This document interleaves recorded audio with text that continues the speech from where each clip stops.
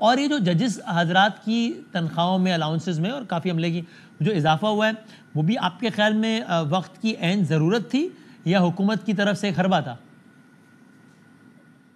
बिस्मिल्लाहिर्रहमानिर्रहीम। मैं आबिद ज़ुबैरी साहब का जो ये वकला तहरीक के हवाले से इनको बताना चाहता हूँ जी जी कि KPK के वज़ीर आला ने तकरीबन 23 करोड़ रुपया मेरे इलेक्शन से कुछ चंद योम कबल KPK की तमाम जो बार के जो ऑफिस बेरर थे उनमें तकसीम किए। अच्छा 3 करोड़ रुपये उन्होंने लाहौर में भिजवाए गए। और ये वहाँ पर जब आबिद ज़ुबैरी साहब और इनका गुर मौजूद था, वो वहाँ पर यही नारा लगा रहा था, यही लोगों को बता रहा था कि आप 26 आईनी तरमीम के हक में वोट दे रहे हैं या इसके खिलाफ वोट दे रहे हैं। तो वो सुप्रीम कोर्ट का जो वकील है बड़ा मेच्योर होता है, उसका लाइसेंस वो आप सब मुस्कुरा रहे हैं इसमें, ये आप जो कह रहे हैं ये अमाउंट देना, ये बैकडोर मतलब अंडर द टेबल दिया गया है, बाकायदा दिया गया है, मतलब इस्लाहात के नाम भी दी गई होगी जी, बाकायदा दिया गया। उसकी फोटोज मौजूद हैं, फोटोग्राफ भी मौजूद हैं। कहेंगे तो इनको मैं दे दूंगा, इनके पते पे, इनके एड्रेस पे भिजवा भी दूंगा। हाँ दीजिएगा, वो मांग रहे हैं, पैसे नहीं मांग रहे, तस्वीरें मांग रहे हैं, पैसे जी जी मैं पैसे नहीं मांग जी जी रहे, मैं दे दूंगा जी जी। अच्छा 23 करोड़ वहां से भी लग गया। तो ये और ये आजम तारड़ साहब ने एक कितने लगाए? रेफरेंडम तो ये हुआ, मुल्तान और भावलपुर में जो दिए गए वो कहाँ गए? हाँ जी। इसका भी कोई हिसाब किताब है तारड़ साहब, मैं रऊफ अता साहब, क्या था तारड़ साहब ने कितने दिए बाढ़ में? नहीं, कोई मेरा ख्याल वो ऐसी बात नहीं है। ऐसी बात। ये जो मैं बात कर रहा हूँ ये मुसद्दका बात कर रहा हूँ, और ये बाकायदा इसकी इन्होंने कोई प्रोग्राम भी रखा था, उसमें तकसीम किए गए। कोई ये नहीं कोई डके छुपी मैं बात कर रहा हूँ उसमें। अच्छा, अब जो जजेस की तनख्वाह में इजाफे के हवाले से मेरा सवाल था, उस पर आप क्या कहते हैं? वो भी वक्त की है जी। मैं ये ज़ुबैरी साहब से पूछा हूँ, मैं ज़ुबैरी साहब से गुजारिश करता हूँ कि ये जो लोग चैलेंज करें 26 तरमीम को, इन्हें ये जजों की तनख्वाहों के जो इसमें इजाफा हुआ है उसको क्यों चैलेंज नहीं कर रहे ये लोग? आप उसके मुताबिक क्यों पिटीशन में अभी तक कोई फाइल नहीं की? आपने जवाब सुना अता साहब? वो कह रहे हैं आप सदर हैं, आप चैलेंज कीजिए। जी जी। तो मैं तो आईनी तरमीम को चैलेंज करता, मैं तो कहता हूँ वो ठीक हुई है, पार्लियामेंट ने जो है अपना पार्लियामेंट का इख्तियार था उन्होंने पास कर दिए, वो आइन का हिस्सा बन चुकी है। तो ये एक मखसूस पार्टी के झंडे को आगे लेके चल रही, एक वकला का झंडा लेके नहीं चल रही, ये मैं आपको बताना चाहता हूँ। अच्छा हाँ, और बाकी कोई इसमें एम्बिग्यूटी है नहीं है। आर्टिकल 191A जो है ना, उसमें जो है कॉन्स्टिट्यूशनल बेंच का दायरा अख्तियार को भी तयन कर दिया गया है, और केसों की नौयत का भी चैलेंज कर उसमें तयन कर दिया गया है। जहाँ कॉन्स्टिट्यूशनलिटी ऑफ लॉ और substantive question of law with reference to the interpretation of the constitution होगा, वो मैटर वहाँ चले जाएंगे। ओरिजिनल ज्यूरिडिक्शन की जो दायरा अख्तियार में कोर्ट में आए थे, जो पेंडिंग केसेस थे, या वो वहाँ चले जाएंगे।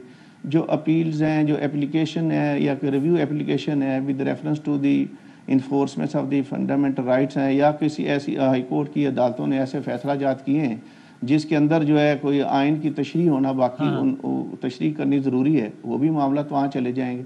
तो सर वो जो और जहाँ से बात शुरू हुई थी, आप समझते हैं ये ठीक हुआ है ना, जजेस की तनख्वाह में इजाफा वगैरह ज़रूरत थी? रऊफ अता साहब, मेरा तो यही ख्याल है कि अगर देगर जो जैसे स्टेट बैंक के गवर्नर की देखें या उनकी देखें, और देगर जो हाई फाई जो ओहदों पे शख्सियात मौजूद हैं, उनकी तनख्वाहें तो बहुत ज़्यादा हैं। लेकिन मेरी अपनी राय ज़ाती यही है कि इसमें इजाफा नहीं होना चाहिए था, जो कि पाकिस्तान जो है गरीब मुल्क है, इसकी 70% जो आबादी है वो गुर्बत की लकीर से नीचे ज़िंदगी गुजार रही है, हर बच्चा 3 लाख का मकरूज़ है।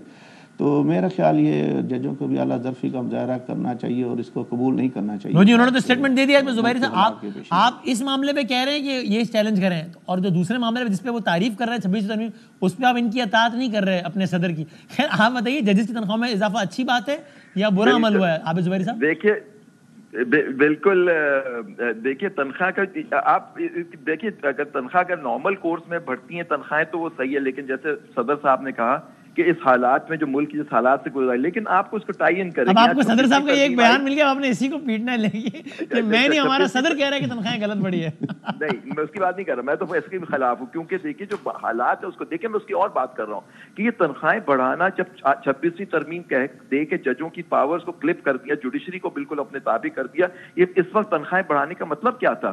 मतलब क्या ये आप उनको कोई वो दे रहे हैं, इंसेंटिव दे रहे हैं कि जी आप हमारे हक में फैसले करें? देखिए ना, इस तरह से ना करें।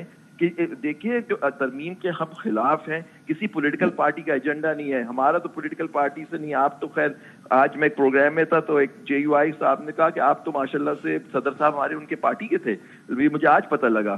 तो हर किसी पुराने किसी की भी कोई भी वाबस्तगी हो सकती है। नहीं देखे ना, जो एजेंडा नहीं है, हम तो ये कह रहे हैं कि हमने तो चैलेंज किया नहीं है तो ये किसी भी एजेंडा। राउत साहब जो वो मौलाना साहब की पार्टी के थे पहले जी, मुझे आज बताए प्रोग्राम तो में। मौलाना साहब तो आपकी पार्टी के आजकल। मैं JUI का कारकुन हूँ, लेकिन यहाँ पे जो बैठा हूँ मैं वकला के नुमाइंदे के तौर पे बैठा हूँ। आप बिल्कुल, आप वकला नुमाइंदे, वो कह रहे हैं अभी भी कारकुन बात करूंगा, मैं आइन की बात करूंगा, मैं कानून की बात करूंगा। जी, हम भी आइन की बात कर रहे हैं। और ये कहना कि किसी पॉलिटिकल पार्टी का एजेंडा लेके चल रहे, पॉलिटिकल पार्टी खुद अपना एजेंडा लेके चलेगी, जो पॉलिटिकल पार्टी हो। यहाँ बात करें कि हम समझते हैं कि आईनी तरमीम तबाह कर दिया, सेपरेशन ऑफ आईनी तरमीम के हक में हामिद खान साहब की पार्टी, बैरिस्टर गौहर साहब की पार्टी, सलमान अकरम राजा साहब की पार्टी भी उनका वो भी फ्रेंडली अपोजिशन का किरदार अदा करे थे वहां पर। लेकिन आबिद साहब ये तो मौलाना साहब की पार्टी के, तो मौलाना साहब तो आपकी तरफ है ना। मौलाना साहब की तारीफ थक नहीं रही PTI। आप इनको जिस सियासी वाबस्तगी का ताना दे रहे हैं वो सियासी जमात आप लोगों के साथ है। मेरा ये काम नहीं है। मैंने कहा मुझे पता नहीं था कि ये, चलो जिसका हवाला दे रहे हैं आपने, हवाला ऐसी जिम्मे में दिया ना कि इनका टिल्ट इस तरफ है। If that is the case it should be a good news for you. वो तो कह रहे हूं मैं आगे कारकुन उस जमात का, मौलाना के सिपाही हैं यार। तो 26वीं आईनी तरमीम की इन्होंने कहा, बड़ी हिमायत की। उसका कहा कॉन्स्टिट्यूशनल बेंच बिल्कुल सही बना, बेहतरीन जजेस पे मुश्तमिल। मैं तो उसकी बात कर रहा था। इनका पॉलिटिकल पार्टी का ये किससे ताल्लुक, वो इनका पर्सनल मामला होता है। तो लेकिन ये जो बात जो आप कर रहे हैं कि आईनी तरमीम सही है गलत, ये कह रहे हैं कि सही है, मैं कह रहा हूँ गलत है। कोर्ट में अब केस है, वो कोर्ट फैसला कर दे उसमें कि इनकी बात सही है, हमारी बात सही है।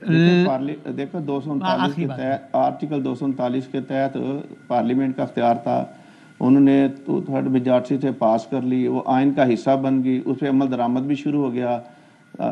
जुडिशल कमीशन ने कॉन्स्टिट्यूशनल बेंच भी तश्कील दे दिया और बहुत ही कॉम्पिटेंट और इंटेग्रिटी रखने वाले जजेस उसके मेंबर बन गए। तो मेरी तो आज यही लेटर लिखने का मकसद यही था, प्रेस रिलीज का, कि फंक्शन जल्दी से अपना काम शुरू कर दें ताकि ये मामला जो है तेजी बैकलॉग शुरू हो जाए। Thank you very much sir, बहुत नवाज, बहुत दोनों का आबिद ज़ुबैरी साहब।